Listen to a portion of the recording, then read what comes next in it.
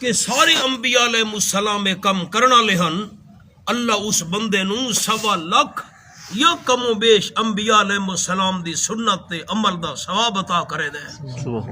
Number 1 فرمایا الحیا، چھوٹے دی اکھ وچ وڈے دا حیا ہوئے، حیا کرنا بھی سارے انبیاء علیہ السلام دی سنت ہے۔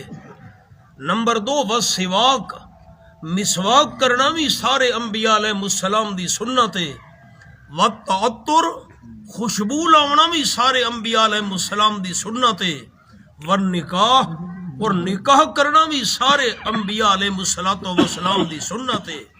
جیرا بندہ حیا کرے وڈے دا، جیرا بندہ مسواک کرے، جیرا بندہ خوشبو لاوے، اور جیرا بندہ نکاح کرے اور دل دا ارادہ اے بناوے کہ سارے اللہ دے پیارے پیغمبر اے 4 کم کرنا لے ہن، اللہ اس 4 کم کرنا لے بندے نو سارے انبیاء علیہ السلام دی سنت تے عمل دا ثواب عطا کرے دے۔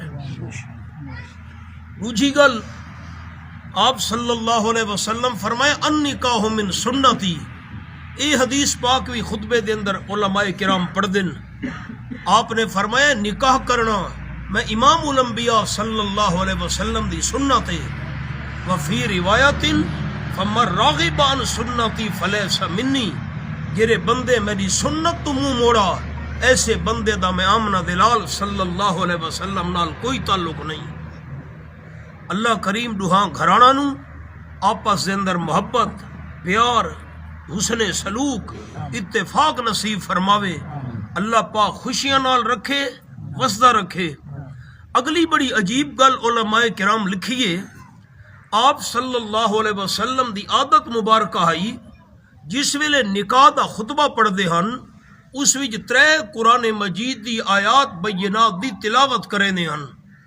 عجیب گل یہ خطبہ نکاح دا ایتاں آپ صلی اللہ علیہ وسلم پڑھیاں 3، انہاں 3 آیات دے اندر ایک آیات جی نکاح دا ذکر نہیں ہے، خطبہ نکاح دا ذکر ہی نہیں۔ انہاں 3 آیات دے اندر ذکر ہے اللہ تو ڈرو، اللہ تو ڈرو، اللہ تو ڈرو۔ اے کیوں آپ صلی اللہ علیہ وسلم اللہ دے ڈر والی آیات پڑھ دے ہن؟ جے تک دوہاں خانداناں وچ عورت دا خاندان ہے یا مرد دا خاندان ہے، جتنے تک دل وچ اللہ دا ڈر نہ ہویا اے رشتہ کامیاب نہیں ہو سکدا۔ خاوند دے دل وچ اللہ دا ڈر ہوئے میں بیوی دے حقوق پورے کرنے، بیوی دے دل وچ اللہ دا ڈر ہوئے میں خاوند دے حقوق پورے کرنے، تاں نظام اے دنیا دا حسن سلوک نال چلدا ہوندا ہے۔